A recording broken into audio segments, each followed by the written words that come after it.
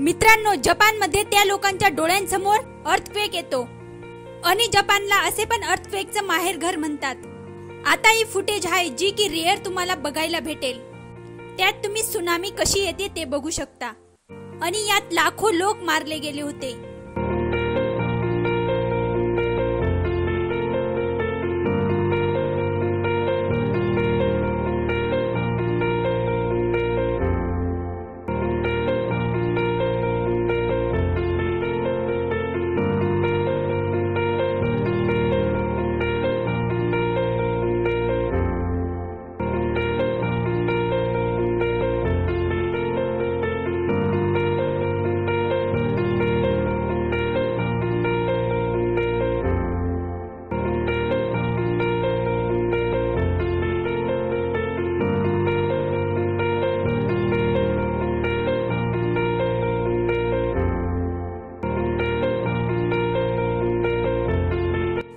म्हणून डेव्हलपमेंट तर ठीक आहे, पण नेचरला डिस्ट्रॉय करणं म्हणजे स्वतःला डिस्ट्रॉय करण्यासारखं आहे.